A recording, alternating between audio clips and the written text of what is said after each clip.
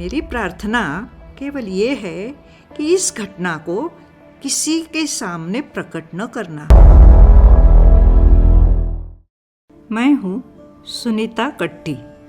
आपको याद होगा हम अथकथा चैनल पर मिलते थे। हाँ, बहुत समय बाद मिल रहे हैं, पर कथाकार सुदर्शन जी की एक बहुत ही बढ़िया कहानी लेकर आई हूँ।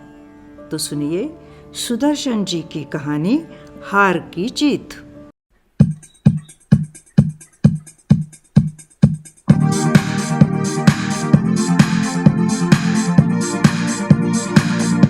माँ को अपने बेटे, साहूकार को अपने देनदार और किसान को अपने लहलहाते खेत को देखकर जो आनंद आता है, वही आनंद बाबा भारती को अपना घोड़ा देखकर आता था। भगवत भजन से जो समय बचता वो घोड़े को अर्पण हो जाता। वो घोड़ा बहुत सुंदर और बलवान था। इसके जोड़ का घोड़ा सारे इलाके में न था। बाबा भारती उसे सुल्तान कहकर पुकारते, अपने हाथ से खरहरा करते, खुद दाना खिलाते और देख देख कर प्रसन्न होते। ऐसी लगन, ऐसे प्यार, ऐसे स्नेह से कोई सच्चा प्रेमी अपने प्यारे को भी न चाहता होगा। उन्होंने अपना सब कुछ छोड़ दिया था, रुपया, माल, असबाब, जमीन, यहाँ तक कि उन्हें नागरिक जीवन से भी घृणा थी। अब एक गांव से बाहर छोटे से मंदिर में रहते और भगवान का भजन करते थे। परंतु सुल्तान से बिछुड़ने की वेदना उनके लिए असह्य थी। मैं इसके बिना नहीं रह सकूंगा, उन्हें ऐसी भ्रांति सी हो गई थी। वे उसकी चाल पर लट्टू थे। कहते, ऐसे चलता है जैसे मोर घन घटा को देखकर नाच रहा हो। गांव के लोग इस प्रेम को देखकर चकित थे। कभी कभी कनखियों से इशारा भी करते थे, परंतु बाबा भारती को इसकी परवाह न थी। जब तक संध्या समय सुल्तान पर चढ़कर 14-15 किलोमीटर का चक्कर न लगा लेते, उन्हें चैन न आता। खड़ग सिंह इस इलाके का प्रसिद्ध डाकू था। लोग उसका नाम सुनकर कांपते थे। होते होते सुल्तान की कीर्ति उसके कानों तक पहुंची। उसका हृदय उसे देखने के लिए अधीर हो उठा। वो एक दिन दोपहर के समय बाबा भारती के पास पहुंचा और दंडवत करके बैठ गया। बाबा भारती ने पूछा, खड़ग सिंह, क्या हाल है? कहो, कैसे आ गए?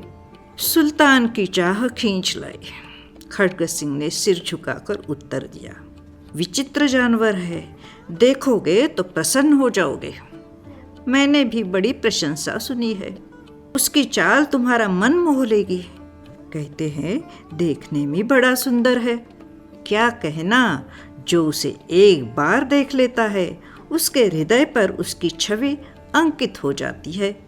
बहुत दिनों से अभिलाषा थी, आज उपस्थित हो सका हूँ। बाबा और खड़ग सिंह दोनों अस्तबल में पहुँचे। बाबा ने घोड़ा दिखाया घमंड से। खड़ग सिंह ने घोड़ा देखा आश्चर्य से। उसने हजारों घोड़े देखे थे, परंतु ऐसा बांका घोड़ा उसकी आंखों से कभी न गुजरा था। सोचने लगा, भाग्य की बात है, ऐसा घोड़ा खड़ग सिंह के पास होना चाहिए था। इस साधु को ऐसी चीज़ों से क्या लाभ? कुछ देर तक आश्चर्य से चुपचाप खड़ा रहा। इसके पश्चात हृदय में हलचल होने लगी। बालकों की सी अधीरता से बोला, परंतु बाबा जी, इसकी चाल न देखी तो क्या देखा? बाबा जी भी मनुष्य थे। अपनी वस्तु की प्रशंसा दूसरे के मुख से सुनने के लिए उनका हृदय भी अधीर हो गया। घोड़े को खोलकर बाहर लाए और उसकी पीठ पर हाथ फेरने लगे। एकाएक उचक कर सवार हो गए। घोड़ा वायु वेग से उड़ने लगा। उसकी चाल देखकर खड़ग सिंह के हृदय पर सांप लौट गया। वह डाकू था और जो वस्तु उसे पसंद आ जाए उस पर अपना अधिकार समझता था। उसके पास बाहुबल था और आदमी थे।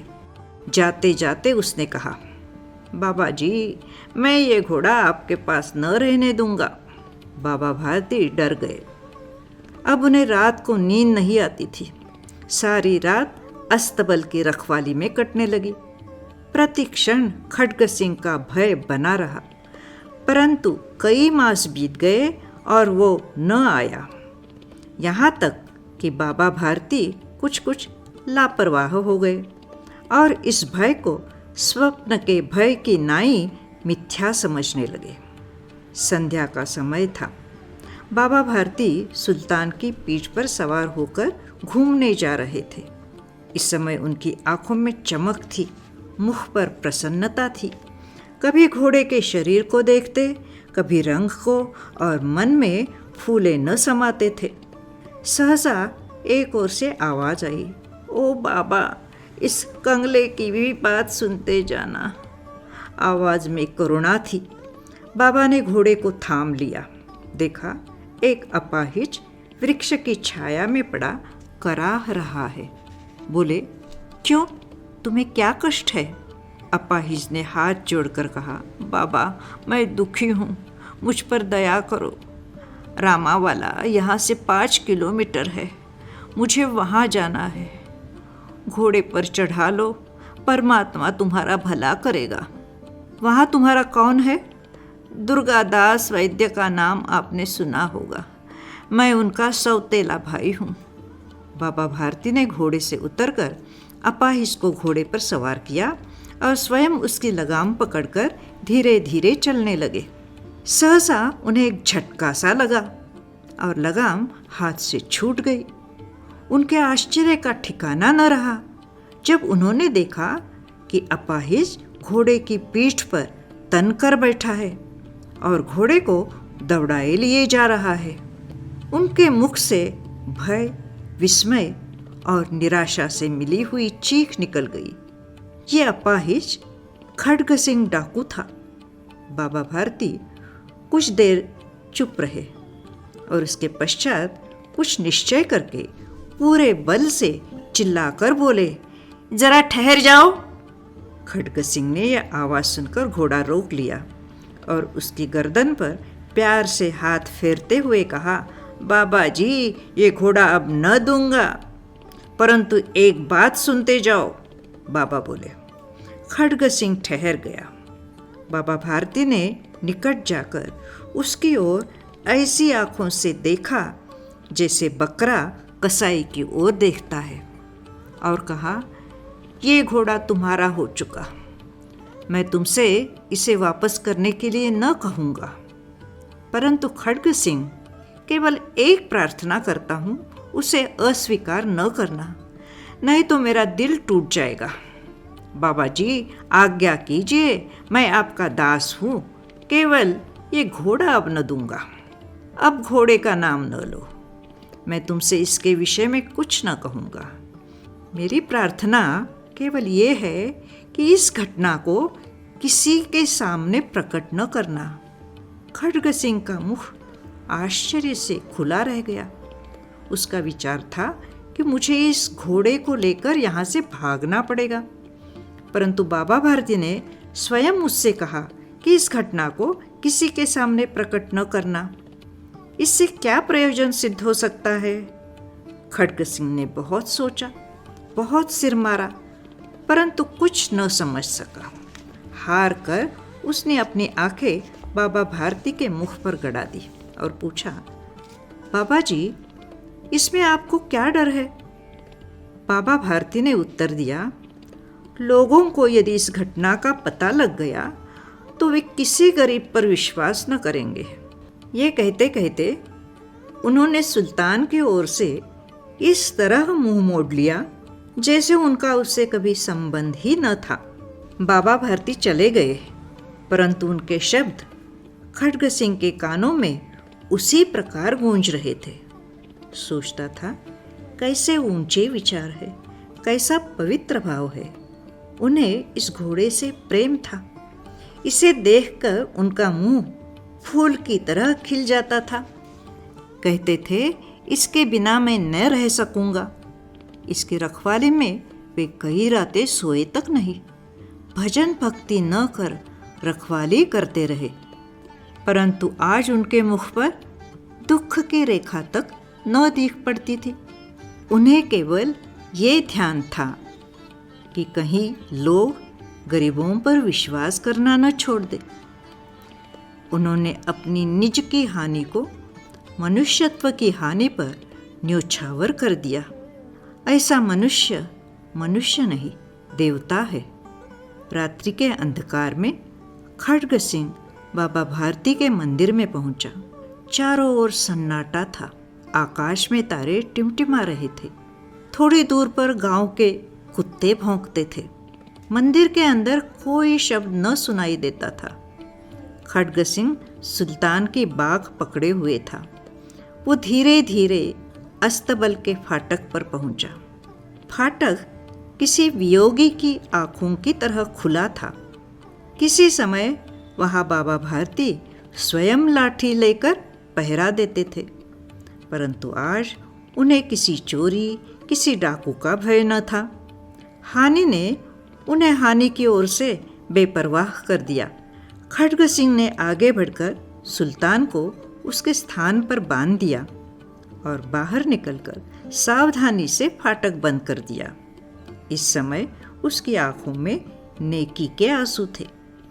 अंधकार में रात्रि ने तीसरा पहर समाप्त किया और चौथा पहर आरंभ होते ही बाबा भारती ने अपने कुटिया से बाहर निकल ठंडे जल से स्नान किया। उसके पश्चात इस प्रकार जैसे कोई स्वप्न में चल रहा हो, उनके पांव अस्तबल की ओर मुड़े, परंतु फाटक पर पहुंचकर उन्हें अपनी भूल प्रतीत हुई।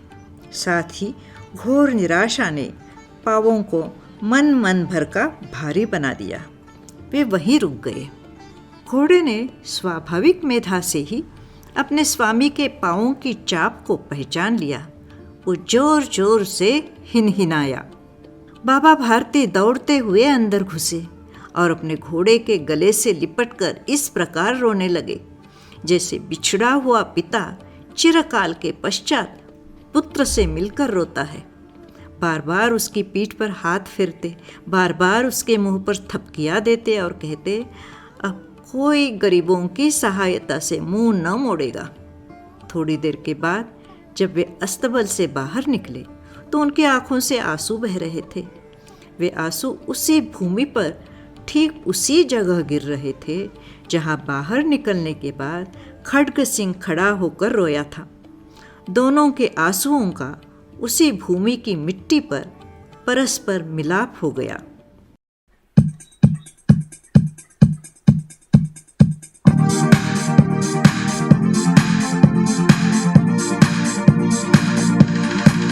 है ना मज़ेदार कहानी? आपको कहानी पसंद आई हो तो कहानी को लाइक कीजिए, कमेंट कीजिए और शेयर कीजिए। और हाँ, हमारे अथकथा चैनल को ज़रूर सब्सक्राइब कीजिए। तो जल्द ही मिलेंगे एक और नई कहानी के साथ। नमस्कार।